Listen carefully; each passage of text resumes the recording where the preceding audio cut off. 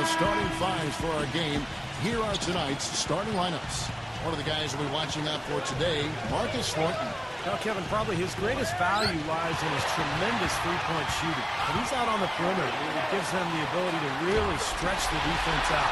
What I love about watching him play, Steve, is his terrific agility and body control.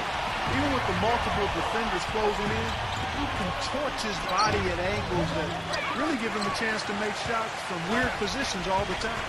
Last game for the Nets, they picked up a W against the Indiana Pacers. And in that game, as I watched it, they were dominant defensively down on the low block, just controlling the paint. And, you know, once they got a few blocks, the shooters started looking around for those shot blockers, which is no way to be effective offensively. Boy, where was the box out? Too easy on that second chance opportunity. Yeah, no box out is what happened there. Those kind of mistakes on the glass will kill a team. You know, his ability is matched only by his energy, guys. I mean, he's usually in the middle of everything for his team. You know, with the troubles he's had butting heads with coaches and others, you might wonder why the team keeps putting up with Cousins' antics. Well, I'll tell you why. The greater your talent, the longer your rope, because this kid does have talent. Now, here's Thomas.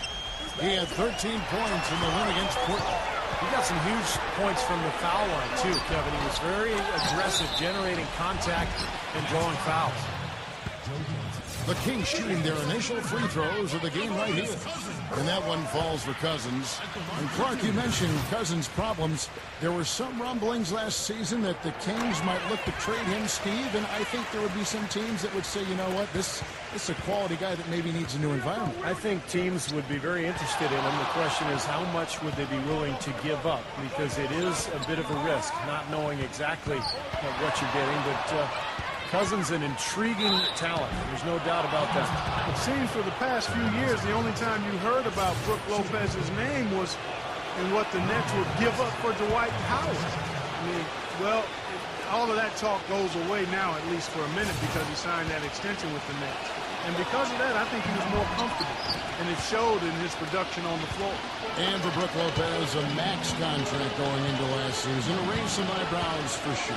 But the way he's elevated his game, it looks like right now he's been worth every penny. Yeah, I agree with that. First-time All-Star. He improved as a shot blocker and a rebounder. And, you know, I thought he should have gotten maybe some votes at least for most improved player last season. Big reason why the Nets improved so much. That's a good point. Well, you know, when Rajon Rondo went down last season and the Celtics looked to be out of any title contention, Kevin Garnett, guys, became a very hot topic on the trade market. And with his ability and experience, that should be no surprise. Great interplay there between those two teammates. Johnson kicks to Garnett. The kick out to Williams. Drills it from outside. Williams has got 5 points so far. You know, defensively, you cannot forget about him. It gave him a wide-open look there. We talked about what Garnett can bring to a team. He's still an impactful player. Defensively, a deadly jump shooter. He reached 25,000 points last season with Boston. Also a great passer. But it's defensively where he really makes his mark. One of the best defensive forwards I think the league has ever seen. His ability to communicate, to guard pick and roll, to switch out onto point guards and stay in front of them. And then the intensity, the intangible that he brings to your club. Now here's Williams. 8 points his last outing. The drive by Lopez. 6 on the shot clock. Garnett backing down. And he drops it in from the low post. Garnett's got his first basket. Last outing for Sacramento, they won that game against the Trailblazers. And I thought, guys, they were the beneficiary of what was some lackluster defense being played against them. I agree with you. I mean, it was really shocking how many free runs to the hoop they got. Salmons gets the bucket. It's been a very efficient first quarter for him. He's creating good opportunities and converting those that he creates. You take a look at the offense for the Kings last season, there are some things to build on here, guys. 4th in the NBA in fast break points, top 4 in points in the paint. Those are good numbers to build your offensive foundation around. Thornton is guarded by Johnson. Here's Cousins, rejected by Lopez. Johnson with it, now guarded by Thornton. That is good. But for the Kings, I think Coach Mike Malone will try to get them to play a little more unselfishly, Steve, especially at the offensive end. Yeah, they had a team last year that just seemed to be jacking up shots anytime they could get one up individually. They were among the lowest in the league in assists as a team. A lot of isolation basketball. It was not pretty to watch. A platoon swap here for Brooklyn. Here's Hayes, Outlaw. Knocks it loose. Kicks it out to Vasquez. Connects from three-point range. Vasquez has got his first 3 points of the game. Oh, he's going to keep banging those home if you give him that much space. And Clutch slams it in. Stupendous rush to the rim and a mighty slam on the end of it. But through the teeth of some pretty soft D.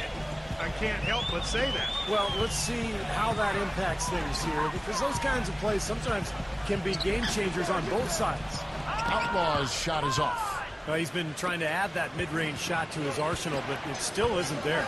Pierce. And so he earns a trip to the line. Officials saw the contact, and he'll shoot two. You know, with so many injuries to his team during last season, Paul Pierce easily could have taken things lightly. But he just doesn't roll that way. I mean, as a matter of fact, he played through a pinched nerve in his neck just to stay on the court when his team needed him. He is truly one of the all-time great players in the league and one of the outstanding Celtics of all time, too. And that's saying a lot with all of the Hall of Famers that have worn the green and white. Outlaw kicks to Vasquez. Passes it to Outlaw. Off the mark there with the three-point shot. The Nets with the lead. Johnson outside. He feeds it to Williams.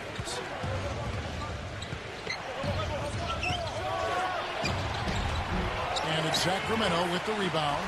And back to Paul Pierce last season. With Rajon Rondo out with that horrible ACL tear, he really carried the Celtics. Yeah, especially offensively. I mean, we saw the drain on his efficiency, the lowest field goal percentage for him in 9 years, but you know, he still can shoot threes, still gets to the foul line. They relied on him an awful lot last season. Vasquez can't get it to go. You know, typically, guys, he has the body control to finish when he's in that tight. I'm not sure what happened there. Johnson. And it falls over the rim and in. Johnson's got his second basket of the game. Not enough defense there to throw him off his shot. Sometimes it takes more than one defender on him down low. From Brooklyn guys, what jumps out to you stat-wise? Solid first quarter for this club. They came out strong, and they've put together some nice momentum here. Steve, I like the looks they've gotten on offense. A lot of good ones. And a moment now to reset the lineups, courtesy of Gatorade, all fueled up for the second quarter of basketball. On the floor for Sacramento, Travis Outlaw out there with Luke, Richard, and Bahamute. Then it's Vasquez, then there's Thompson, and it's McCallum in at the one. And that one's good. And it's 7 points for Joe Johnson. What are they thinking, leaving him with all that space out there? Do they not know? Have they not heard that this guy is unbelievable? That's a layup for him. Outlaw's shot is off. Well, for the Brooklyn Nets, the 9th best record in the league last season. Good size inside and on the wings. They felt like they needed to ramp it up a bit to compete with Miami and LeBron James. It took him a little while to get into the flow of this game, but now he's definitely found his stride and rhythm. Okay, well, let's check in with Doris Burke reporting from our sideline in this game. Doris, take it away. Gentlemen, for Brook Lopez, a first-time All-Star last season, the offense had always been there, but it was his focus on defense and rebounding that has made the difference. Lopez admitted that he got lazy in the past, but the coaching staff started tracking his efforts, not just rebounds, but also attempted rebounds. And he said that helped him make him conscious of it. And guys, having teammates like Darren Williams, who said he, quote, should be a perennial All-Star, and stayed on him along with their coaching staff, really seemed to push him to that next level. Yeah, he's figuring out how to take the best advantage of his great size. I think he's well on his way. Thanks, Doris. They get the rebound, and Thompson kicks to Patterson. Here's McCallum. He's guarded by Williams. Inside, second chance shot. Johnson with the block, and he gets it back. Snatched up. Salmons gets the bucket. Salmons got 7 points in the game. If you battle for the offensive rebound and come up with it, you're guaranteed a high-quality shot on a follow, just like he got there. Shot's good by Williams. Mike Malone, the new head coach of the Sacramento Kings, son of a former NBA coach. Mike has been credited with helping teams improve their defenses, whether it was in New Orleans with Chris Paul, last season with Golden State, but Malone very well regarded in NBA coaching circles. Salmon's against Johnson, and that one's good. 9 points in the game so far. Guys, he shot a very good percentage today, and they've needed it. Outside Williams, and the Sacramento team, Clark, not without offensive talent, but their defense has been their shortcoming. And that's the area they've got to ramp up and improve. And Coach Malone is going to have an opportunity to put his stamp on this team by improving them at the defensive end of the floor. Foul call that time on the way up. That'll give him 2 chances at the free throw line here.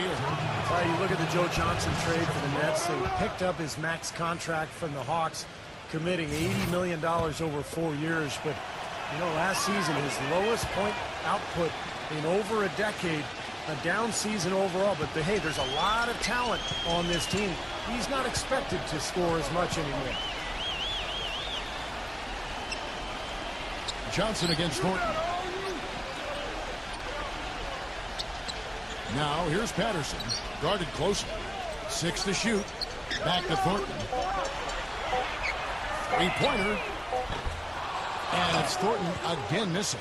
And for the Nets, they started the season doing some of that isolation offensively for Joe Johnson that we saw in Atlanta, Clark. And even with the most efficient individual scorers, that's not usually the way to go offensively over the long haul. With Joe going through a bit of a lull in terms of the shooting percentages, I thought they might have been better served to anchor the offense around Brook Lopez inside.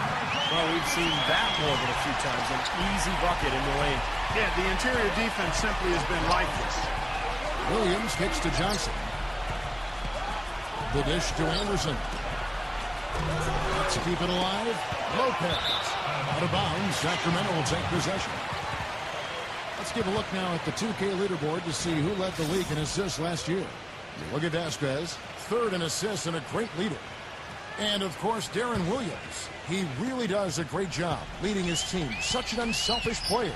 Both these guys, such terrific distributors of the basketball a season ago, always finding open teammates, and that's why they were near the top of that list. The Nets had a really solid debut season in Brooklyn last year. They made the big move in trading for Joe Johnson, but they also made some small adjustments that paid off for him as well.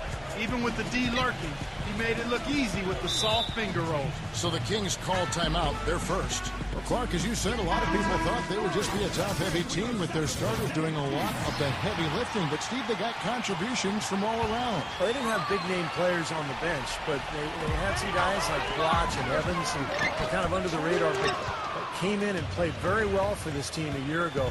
Now, of course, you got big names across the roster for the Nets. Last season for Darren Williams, his lowest assist per game average since his rookie season, down under 8 a game. And he said he talked about himself being a system player, looking for maybe a more system offense under Jason Kidd now. And both free throws good for Williams. And back to that comment from Williams about being a system player. I know he expressed some difficulty going from the flex offense, Clark, that they run in Utah to the system they were running in Brooklyn. Yeah, I think more of an isolation offense here, and some said he was wasting shot clock time dribbling around, but it may be that he was asked to do more. I mean, Utah had so much movement off the ball. It was more of an equal opportunity type offense that enabled Williams to make the play with the pass as opposed to making it with the dribble, and there is a difference. He was just waiting for his chance to make a play, and as soon as the pass was made, he got it. Great steal. Now let's send it to Doris on the sideline. Hi, gentlemen. For the Sacramento Kings, a lot of rookies, and not just among the players. A new first-time majority owner, a new rookie GM, and Mike Malone, a first-time head coach. New blood taking over. But for all three, extensive experience in assisting roles, whether assistant coach, assistant GM, or minority ownership. So guys, despite being new to the lead role, none of them lack for experience. Thanks, Doris. We'll see how they do. Johnson outside. Good, great play by Williams to set it up. 15 points for Joe Johnson. He's finding all kinds of ways to get it done. What a quarter he's having. Thomas goes in, gets it to go.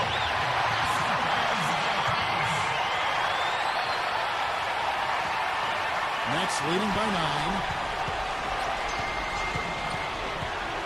9. Williams up on top. He's guarded by Thomas. Shot's good by Williams. Williams has got 6 here in this quarter. Here's Thomas. There's 18 seconds left here in the second. Cousins with a screen for Thomas. Dishes it to Cousins. Pass to Thornton. Gets it off. And it would have counted had it fallen, but it's offline. And that does it for the first half of play.